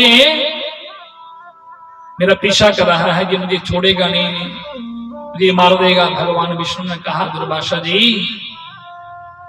मैं भी कुछ नहीं कर सकता, क्योंकि तूने मेरे भक्त का अपमान किया। आज मेरे प्रभु को अम्बरीश की याद आ गई सजनों। और भगवान कहते हैं कि अहम भक्तम पराधीनम नहा तत्रम साधु मित्रम हृदयो भक्ति वक्त जना प्रिया। भगवान कहते हैं अरे दुर्वासा जी मैं तो भक्तों के अधीन हूं, मैं तो कुछ कर नहीं सकता। मैं चाहूं भी तो अपने इस सुदर्शन से तुम्हारी रक्षा नहीं कर सकता, क्योंकि मैं स्वयं भक्तों के अधीन हूं। और भक्त का अपराधी उसे मैं बचा नहीं सकता। जो मेरे भक्त का जिसने अपराध किया हो, अपमान किया हो, क्योंकि जो स्वयं भक्त का, जो भक्त के बस में है, तो वो तुम्हारी क्या रक्षा कर सकते हैं।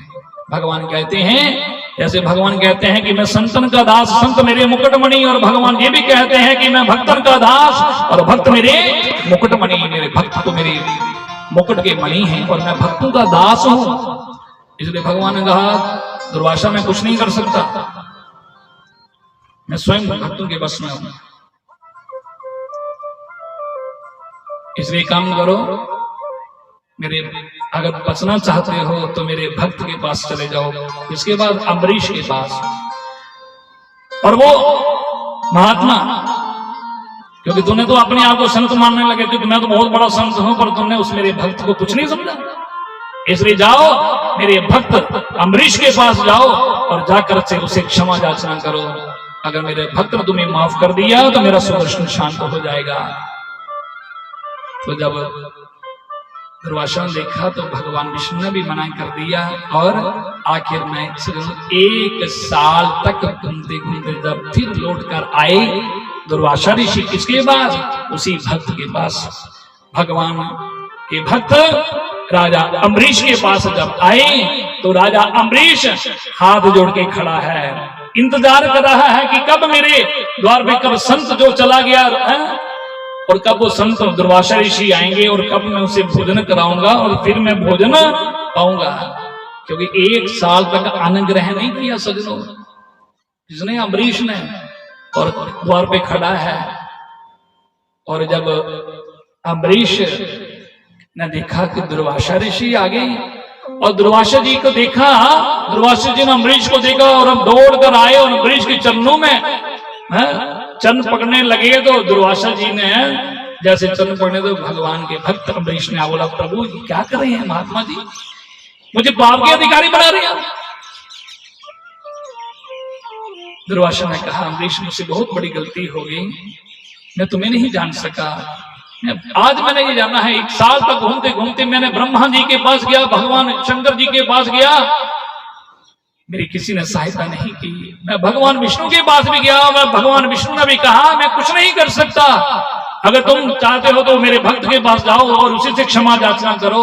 मेरे भक्त अगर तुम माफ कर दिया तो मेरा सुदर्शन शांत हो जाएगा। बोले आज मेरे भक्त के बारे में जाना है, इसलिए मुझे क्षमा कर दो, बहुत बड़ी गलती हो गई। बोले नहीं महात्मा जी, आप क्या कर रहे हैं महाराज, आप तो संत हैं और आज तक तो मैंने संतों को भगवान का रूप ही माना है। तो दुर्वासा जी ने कहा, पहले भगवान के सुदर्शन चक्र से हमको बचाओ। तो राजा अम्बरीश ने हाथ जोड़कर से भगवान से प्रार्थना की, प्रभु मैंने आज तक आपके और संतों के बीच में कोई अंतर नहीं समझा, और प्रभु मेरे घर में संत आए, महात्मा जी आए, दुर्वासा जी, उनको मैं भोजन कराना चाहता हूं, तो इसलिए आपका सुदर्शन शांत हो जाए। तो उसी समय भगवान का सुदर्शन शांत हो गया और चला गया। और आज राजा अम्बरीश ने सज्जनों दुर्वासा ऋषि को आसन दिया और दुर्वासा जी को भोजन, स्वादिष्ट भोजन करवाया, और उसके बाद ही राजा अम्बरीश ने भोजन किया। बताओ, ऐसे ऐसे भक्त भी हो गए, संत को भोजन करा के ही फिर स्वयं भोजन किया। 1 साल तक भूखे रहे, जब तक दुर्वासा जी को भोजन नहीं कराया तब तक भूखे रहे, और फिर भोजन कराने के बाद में ही फिर स्वयं एकादशी का व्रत पालन किया। सज्जनों देखो, ऐसे ऐसे भक्त भी हुए। तो अम्बरीश महाभागा, अम्बरीश बहुत बड़े भगवान के भक्त हुए। तो सुखदेव जी महाराज राजा परीक्षित को सुना रहे थे कि भगवान के ऐसे ऐसे भक्त हुए। बोले परीक्षित, तो भगवान के देखो जिन जिन भक्तों ने सज्जनों एकादशी का व्रत किया, वो लोग एकादशी का व्रत करने वाले हैं जिनको भगवान का दर्शन होता है, जिनके, क्योंकि भक्तों के लिए तो भगवान का सुदर्शन चक्र है। जब भक्तों पर संकट आता है तो भगवान का सुदर्शन चक्र भक्तों की रक्षा के लिए भगवान है, वो सुदर्शन चक्र है। तो ऐसे ऐसे भक्त सज्जनों, पर हम लोग तो एकादशी रोग करते हैं, पर हम उन भक्तों में देखा जाए तो उन भक्तों के हमारा तो नाम ही नहीं है। हम लोग कहाँ भक्त, क्योंकि हम लोग जो व्रत करते हैं सिर्फ अन्न का ही परित्याग करते हैं। पर व्रत देखिए, व्रत का मतलब होता है व्रत को किसी चीज का व्रत कर लेना, उसी चीज का व्रत कर लेना कि आज मैंने ये व्रत रखा है और आज मैं ये बुरी आदत छोड़ूंगा। आज मैंने व्रत किया है, आज एकादशी है, अगर एकादशी का व्रत किया तो उस दिन बुराइयों का परित्याग करो। अपने जीवन में जितनी बुराइयां हैं एक एक बुराई का परित्याग करते रहोगे तभी तो हमारा जीवन बदलेगा। उस दिन उपासना करो भगवान की, और किसी चीज का बुराइयों का परित्याग करो, वो भी एक व्रत है। व्रत खाली ये नहीं कि हमने भोजन नहीं किया तो बाकी फलार कर ली, खा पी लिया तो व्रत हो गया। ऐसे व्रत करते करते पूरा आप पूरे जीवन में व्रत करते रहोगे तो कुछ नहीं होने वाला। व्रत के साथ साथ अपनी बुराइयों का परित्याग भी करना, फिर वो उपवास माना जाता है, वो व्रत माना जाता है।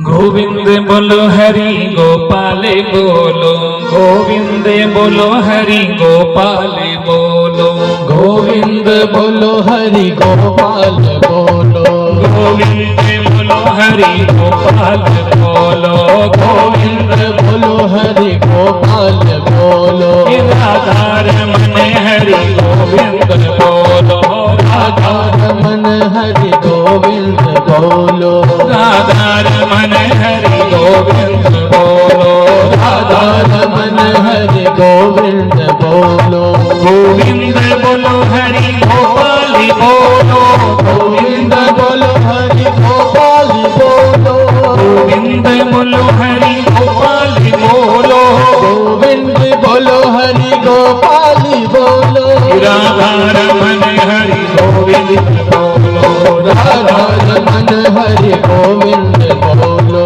राधा रमन हरि गोविंद बोलो, राधा रमन हरि गोविंद बोलो, गोविंद बोलो हरि गोपाल बोलो, गोविंद बोलो हरि गोपाल बोलो, राधा रमन हरि गोविंद बोलो, राधा रमन हरि गोविंद बोलो, गोविंद बोलो हरि गोपाल बोलो, गोविंद बोलो हरि गोपाल बोलो, गोविंद बोलो हरि गोपाल बोलो, गोविंद बोलो हरि गोपाल बोलो, राधा रमन हरि गोविंद बोलो, राधा रमन हरि गोविंद बोलो, गोविंद बोलो हरि गोपाल बोलो। बाल कृष्ण लाल की जय। तो भगवान सुखदेव जी महाराज ने राजा परीक्षित की राजा अम्बरीश का प्रसंग सुनाया। परीक्षित आखिर गुरुदेव बड़ी कृपा की तुसी सूर्यवंश के राजा अम्बरीश का भगवान के जिहड़े भक्त हुए उनका प्रसंग जाइए सुनाया, कथा सुनाई। राजा परीक्षित जी सुखदेव जी सुना दे बोले परीक्षित आगे उस वंश विच जाइए बोले परीक्षित सूर्य वंश विच बड़े बड़े प्रतापी राजा हुए और उससे आगे वंश विच बोले परीक्षित आगे एक राजा सगर हुए। क्योंकि कथा तो सुने प्रसंग तो बड़े विच न, पर भगवान सुखदेव जी सुना करते परीक्षित उस सूर्यवंश विच एक राजा सगर हुए और कथा दी जोदे राजा सगर ते जाइए दो पत्नियां हैं जिंदे विच जाइए एक पत्नी का नाम है एक का नाम है केशनी और दूसरी का नाम है सुमति। जिहड़ी सुमति नाम की जिहड़ी ही पत्नी ही जोदे इन्होंने एक मास के पिंड की जाइए जन्म दिता। जोदे कथा होंदी कि 60,000 जोदे टुकड़े करे उड़े जोदे विच जाइए 60,000 ओदे पुत्र होए और दुई जिहड़ी केशनी ही ओदे पुत्र जाइए एक असमंजस नाम का पुत्र होया। असमंजस के पुत्र राजा अंशुमान होए और भगवान सुखदेव जी सुनाते परीक्षित राजा सगर ने एक बारी एक अश्वमेध यज्ञ किया। अश्वमेध यज्ञ का क्यों नहीं होंगे कि अश्वदेव जरा अश्वमेध जरा यज्ञ होंगे पहले बड़े बड़े राजा महाराजा करते ही भगवान राम ने भी अश्वमेध यज्ञ किया। तो अश्वमेध यज्ञ कि जरा अश्वमेध यज्ञ घोड़ा जरा एक ना वो छोड़ा जाता एक अश्व मेरे यज्ञ इन राजा सगर ने एक घोड़ा जरा वो घोड़ा छड़िया और उस अश्वमेध यज्ञ विच जिहड़ा घोड़ा जिहड़ा छोड़े गया तो ਉਹਦੇ ਵਿੱਚ इंद्र की लगा कि ये जिहड़ा राजा सगर जिहड़ा यज्ञ करा करदा और इंद्र की कोई भी यज्ञ करा कोई भी तपस्या करा तो इंद्र का सिंघासन होगा क्योंकि इंद्र की डर होंदा है कि जे कोई तपस्या की है तो कुछ तपस्या करी है कुछ ऐसा नहीं है मैं कोई मेरे जाइए स्वर्ग पक्षी जाइए वह ध्यान है क्योंकि इंद्र स्वर्ग पक्षी तो सारे की नजर होती है कोई तपस्या करे कोई यज्ञ करे इंद्र की लगा हो सकता कोई यज्ञ करी है कोई भगवान को जाइए कोई ऐसा वरदान मंगी लै ते इंद्र ने की किया शराब की इंद्र ने वो जिहड़ा घोड़ा जिहड़ा वो चुराई है घोड़ा चुराई है तो जाइए उत्थे बनी उड़िया कपिल देव भगवान के आश्रम च बनी उड़िया भगवान कपिल देव साक्षात मेरे परमात्मा नारायण ही कपिल देव के रूप है माता देवहूति के पुत्र बने जिहड़े कल तुसीं सुनाई ना कि भगवान ब्रह्मा जी के जो पुत्र कर्दम ऋषि कर्दम जी जो है कर्दम का विवाह जिसका जिसने 10,000 साल तपस्या की थी और देवहूति के साथ विवाह हुआ था जिसके यहाँ 9 कन्या और 9 करने के बाद में भगवान कपिल देव का अवतार हुआ था तो आप कल आपको ये कथा भी सुनाई थी संक्षेप में तो वही भगवान कपिल देव जिहड़े कपिल देव भगवान ने आश्रम में जाइए इंद्र ने घोड़ा बनी उड़िया और इधर राजा सगर ने देखा कि घोड़ा उधर चले गया कौन चुराई ले गया जो उन्हें क्या किया अपने पुत्री की भेजा जेडे वो पुत्री है ना 60,000 जेडे दुई पत्नी दे पुत्र है सुमति दे 60,000 पुत्र थे उन सबको भेजा कि जाओ देखो ढूंढो और वो घोड़ा कौन ले गया राजा सगर के 60,000 पुत्रों ने जब ढूंढते ढूंढते जब कहीं नहीं पाया तो देखते देखते फिर उन्होंने क्या किया जमीन को खोदने लगे जमीन को इतना खोदा कि खोदे खोदे जमीन को बहुत बड़ा जमीन को खोदे खोदे बहुत बड़ा एक समुद्र बना दिया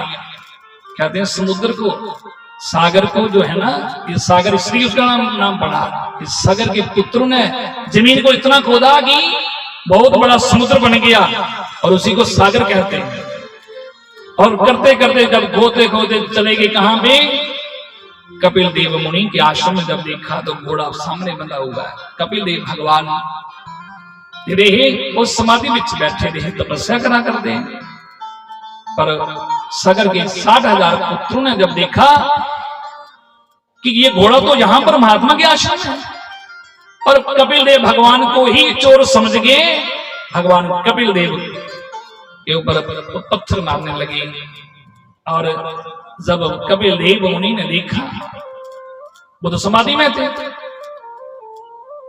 और भगवान कपिल देव की जैसे आंखें खुली और कपिल देव भगवान के आंख खुलते ही उनकी आंखों से एक ऐसी ज्वाला निकली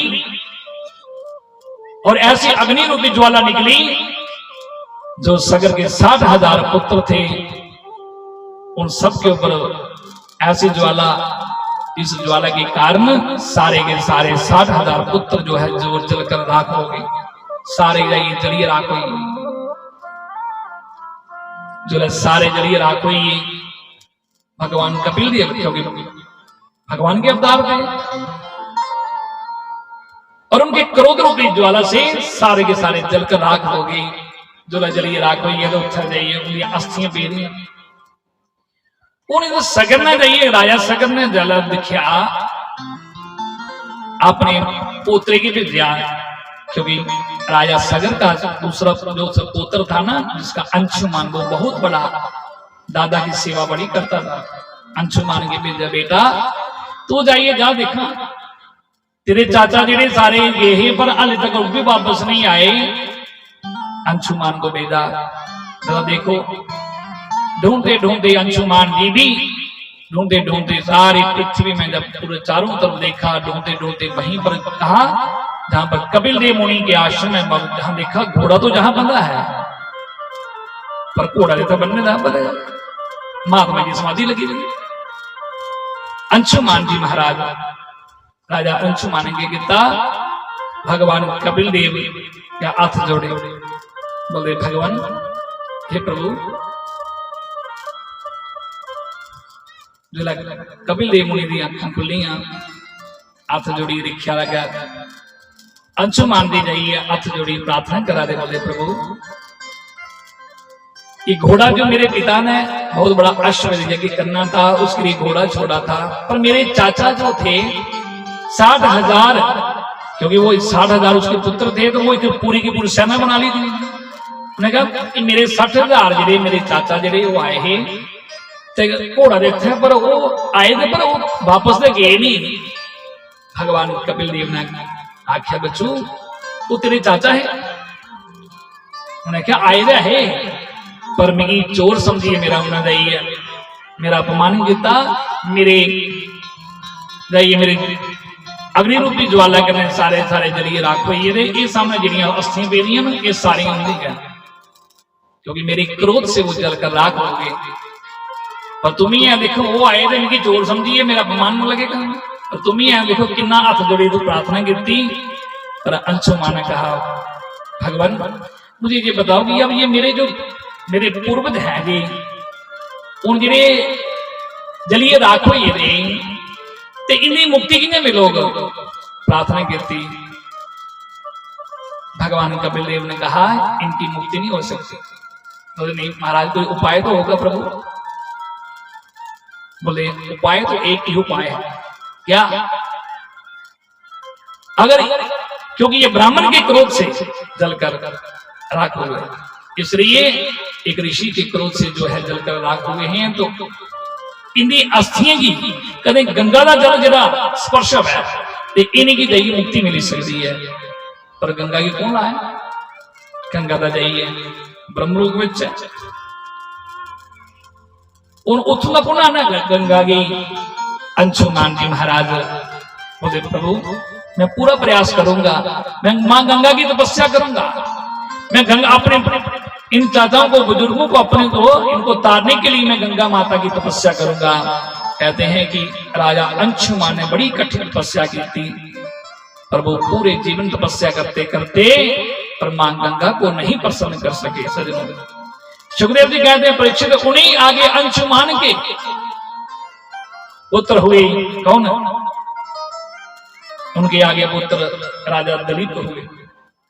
राजा दलीप ने भी बड़ी कठिन तपस्या की थी जो उन्हें पता लगा कि मेरे पिताजी जाइए तपस्या करते करते मरिए पर गंगा माता की नहीं लाई सके। अपने पूर्वज की ताबी बस है राजा दलीप ने भी बड़ी कठिन तपस्या की थी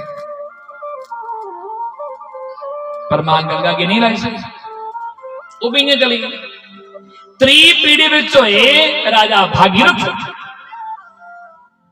भागीरथ ने भी देखो बड़ी तपस्या की थी अपने पूर्वजों का उद्धार करने वास्ते। देखो सज्जनों वो लोग भी थे अपने पूर्वजों के लिए जिन्होंने कितना कुछ किया। 3 पीढ़ी अंशुमान चले गए राजा दलीप चले गए राजा भागीरथ हो गए तीसरी पीढ़ी में किस लिए अपने पूर्वजों का उद्धार करने के लिए वो भी लोग आए अपने बुजुर्गों के तारने वास्ते। पर आज ऐसे नाना प्रकार के पंथ जेडे ना ऐसे पंथ जेडे ना जेडे अपने मरने के बाद चले जाइए जेडे चली जाते ना लोग आते मरने के बाद श्राद्ध भी नहीं करने वो भी लोग है अपने पूर्वजों का उद्धार करने वास्ते के नहीं किया।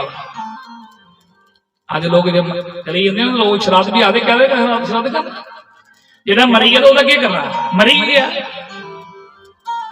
पर सुनो ये हिंदू धर्म है जहां पर मरने के बाद में भी बेटा अपने पिता को 1 साल तक जाइए रोज जाइए पड़ेगी पानी मिलता हिंदू धर्म में।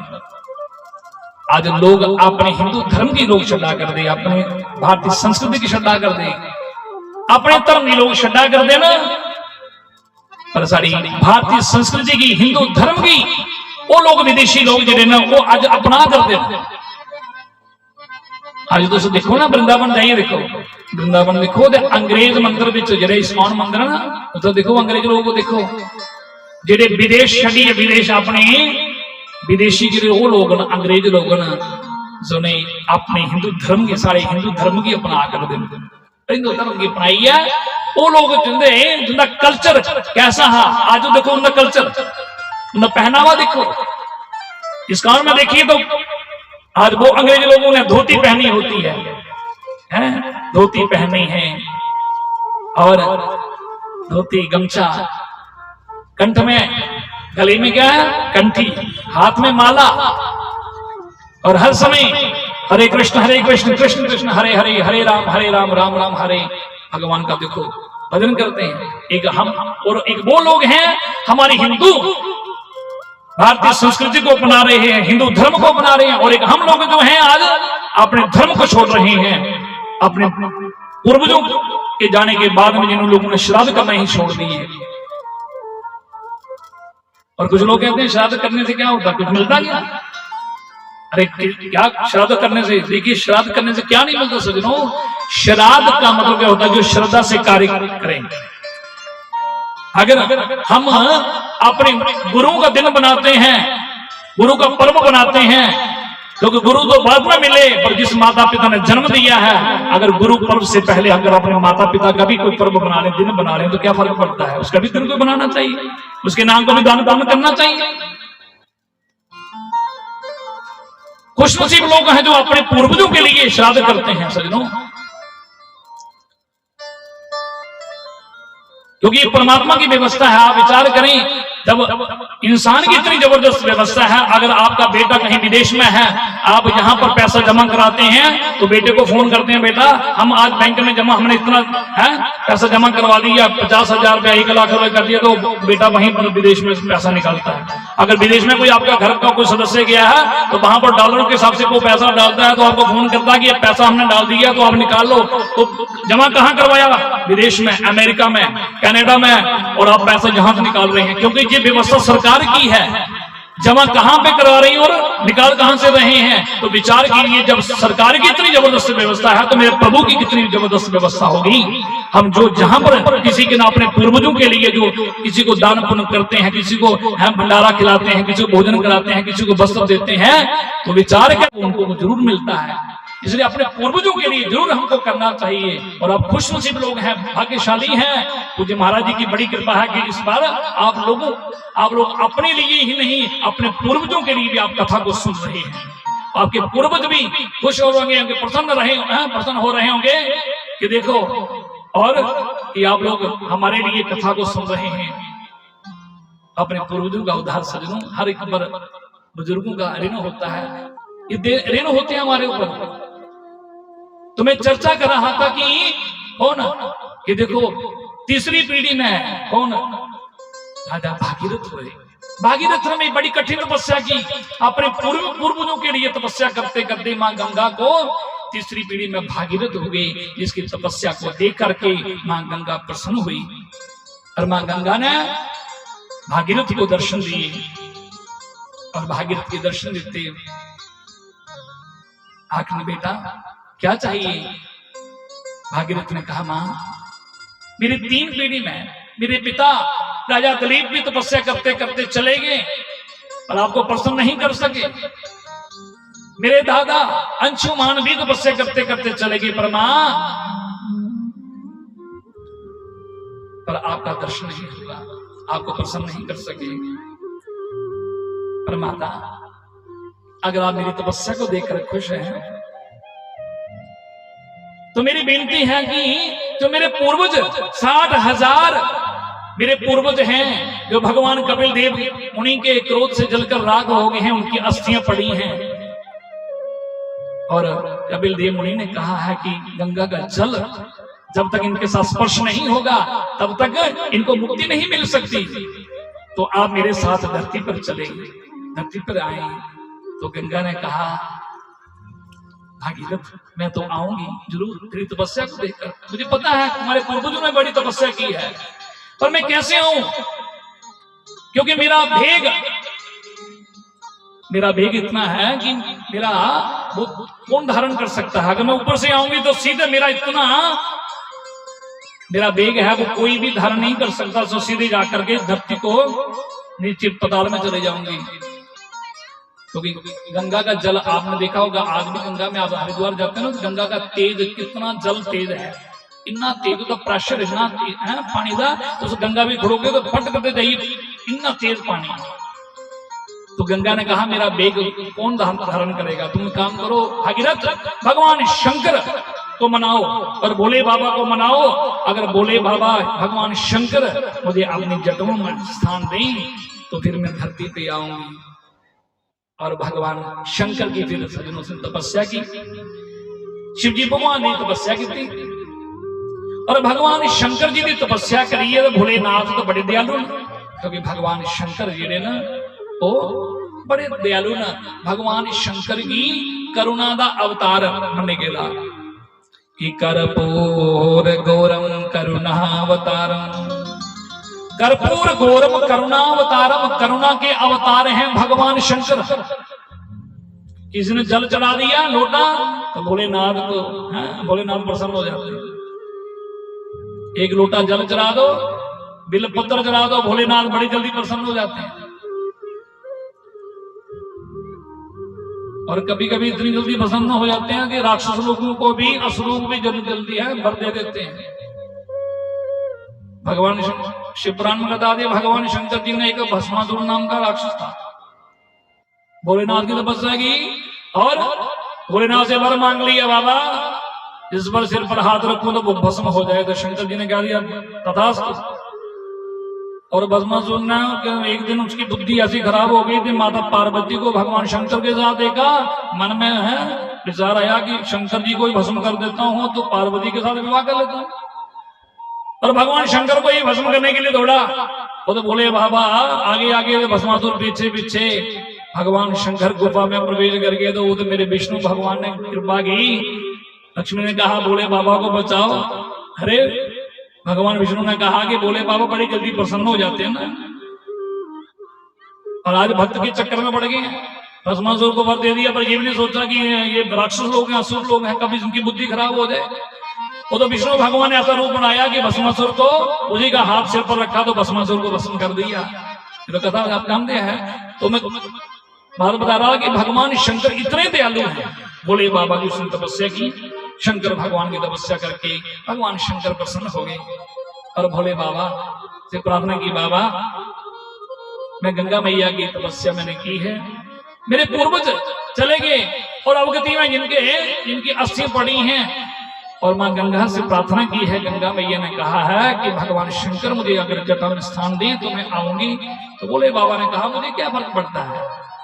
भगवान शंकर मान गए और फिर गंगा माता से प्रार्थना की, और वही गंगा जो है, जो ब्रह्मलोक से जो है गंगा जी, जो भागीरथ में कठिन तपस्या करके गंगा को सीधे सुमेरु नाम पर्वत से और गंगोत्री से उत्पत्ति हुई। जब नीचे धरती पर भगवान शंकर की पहले जटा में आई, उधर से हिमालय से उतरकर जब गंगोत्री से नीचे आई, पहले भगवान शंकर की जटा में, उसके बाद गंगोत्री से नीचे आई, हिमालय से जब नीचे आई तो उसके बाद होते हुए ऋषिकेश से होते हुए और सीधे हरिद्वार से होते हुए ब्रह्मकुंड से निकलते हुए वो गंगा सीधे कहां चली गई, बनारस से प्रयागराज से होते हुए सीधे सागर में, जहां पर कपिल देव मुनि का जो आश्रम था। और कपिल देव मुनि का आश्रम कहां? सागर में। गंगा सागर आप लोग ये है ना, तो गंगा सागर में देखा होगा भगवान कपिल देव जी का मंदिर है। वही स्थान है जहां पर जो राजा सागर के 60,000 पुत्र जो इनकी अस्थियां पड़ी थी, और जब गंगा सागर में मिली वहां पर कपिल देव मुनि के आश्रम वहीं पर, जब उन अस्थियों के साथ जैसे ही गंगा का जल स्पर्श हुआ और सागर के 60,000 पुत्र जो जिनकी अस्थियां पड़ी थी, और मां गंगा का जल स्पर्श होते ही और सबको उनको मां गंगा ने गति दे दी, उनको मुक्ति मिल गई। बोले गंगा मैया की। तो मां गंगा ने सबको 60,000 सागर के 60,000 पुत्रों को जो है जिनकी अस्थि पड़ी थी और गंगा जल स्पर्श होते ही सबको मुक्ति दे दी। देखो मां गंगा में कितनी सजनों ताकत है। मां गंगा सागर के राजा सागर के 60,000 पुत्रों को भी आज उन्होंने मुक्ति दे दी। और देखो गंगा के जल में ये गंगा भागीरथ ने तपस्या कर करके अपने पूर्वजों को उतारा, और ये तब से परंपरा आज तक जो चलती आ रही है। आदमी की मृत्यु कहीं भी हो, संस्कार कहीं भी करो, और उसकी अस्थियां कहते हैं कहां पर 10 दिन के भीतर गंगा में पहुंचनी चाहिए, क्योंकि नदियों में देखा जाए तो सर्वश्रेष्ठ गंगा है। गंगा का जल इतना पवित्र जल है सजनों। गंगा जो है बड़े बड़े पापियों को भी तार देती है। अस्थियां गंगा में पहुंचनी चाहिए। मां गंगा जो है बड़े बड़े पापियों को तार दिया। देखो सगर के 60,000 पुत्रों को तार दिया। और तब से ये परंपरा चलती आ रही है और ये आज भी परंपरा चल रही है। अस्थियां लोग गंगा में हरिद्वार जाते हैं, कहीं भी मृत्यु हो जाए संस्कार होने के बाद अस्थियों को कहा गंगा में। पर आजकल लोगों ने तो गंगा अलग अलग गंगा बना ली। उन लोग की कई गंगा और बनाई ली। ध्यान देना, गंगा का पवित्र जल सजनों, बड़े बड़े साइंटिस्ट बड़े बड़े वैज्ञानिक भी ये मानते हैं कि गंगा के जल में क्या चीज है। आज गंगा जल जो है आप बोतल में रख दो, साल 2 साल 5 साल जितनी देर आप रखोगे, कभी गंगा का जल उसमें कभी भी उसमें दुर्गंध नहीं आ सकती। ये साइंटिस्ट भी हैरान हो गए हैं कि आखिर गंगा के जल में क्या चीज है। तो बड़ी बड़ी नदियों का आप जल ले लीजिए, कितने दिन थोड़े दिन तक उसके बाद पानी में दुर्गंध आना शुरू हो जाएगी, क्योंकि कितनी देर रखोगे। पर गंगा का जल इतना पवित्र जल है। मां गंगा साक्षात मेरे प्रभु वामन भगवान के हैं। जो वामन भगवान जो हैं और वामन भगवान के चरणों से जो निकली मां गंगा, ब्रह्मलोक से ब्रह्मा के कमंडलों से निकली हुई गंगा, जो भागीरथ ने कठिन तपस्या करके अपने पूर्वजों का उद्धार करने के लिए मां गंगा को धरती पर लाया। तो इसलिए मां गंगा जो है बड़े बड़े पापियों को उसने तार दिया। बोले गंगा मैया की। तो ये गंगा अवतरण की कथा भगवान सुखदेव जी ने परीक्षित को सुनाई। और कभी समय मिले, मुझे लगता है मेरे तो सागर में कपिल देव मुनि भगवान के दर्शन करने के लिए जो गंगा सागर जाते हैं उनको पता है कि वहां पर कपिल देव मुनि का आश्रम है। भगवान कपिल देव जी का मंदिर है, जो साल में जो है जब सूर्य उत्तरायण होता है तो उस समय लोग गंगा सागर में डुबकी लगाने जाते हैं, क्योंकि उसी दिन मां गंगा जो है मां गंगा उस सागर में मिली थी। क्योंकि सारी नदियां जो है वो गंगा सागर में मिलती हैं, पर मां गंगा जो उसी दिन जो है सागर के 60,000 पुत्रों को जो है उन्होंने गति दी थी, मुक्ति मिली थी। और उसी दिन लोग डुबकी लगाने जाते हैं। और आज पहले लोग कहते थे कि बाकी तीर्थ बार गंगा सागर एक बार, आजकल लोग तो सालों साल जाते हैं गंगा तक, कोई दूर तो है नहीं। आजकल तो बड़ी सुविधा है।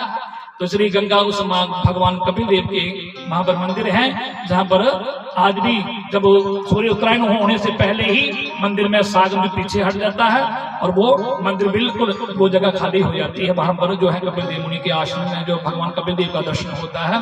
तो ये सुखदेव जी ने परीक्षित को ये कथा सुनाई। परीक्षित ने कहा गुरु जी बड़ी कृपा कर दी आपने, मुझे मां गंगा के अवतरण की कथा सुनाई। इस सागर के 60,000 पुत्रों को जो है मां गंगा ने गति दे दी, मुक्ति दे दी। इसलिए बोले परीक्षित जी महाराज को सुना रहे थे। राजा परीक्षित भगवान सुखदेव जी ने परीक्षित को एक प्रसंग कथा सुनाई। और मुझे लगता है समय को देखते हुए अब मुझे 3:30 होने वाले हैं, तो मैं कथा को यहीं पर विश्राम दूंगा। और रात्रि में भगवान कृष्ण का अवतार होगा, तो घर से माखन और मिश्री जरूर लेकर आए, क्योंकि आज ठाकुर जी को माखन मिश्री का भोग लगेगा। तो में धूमधाम से प्रभु का जो है नंद उत्सव बनाया जाएगा, क्योंकि उस समय भगवान का मथुरा में अवतार हुआ तो गोकुल में ब्रजवासी लोगों ने खुशी मनाई। और आज यही भटिया रायकोटा में गोकुल धाम बन जाएगा। रात्रि में ठाकुर जी का अवतार होगा।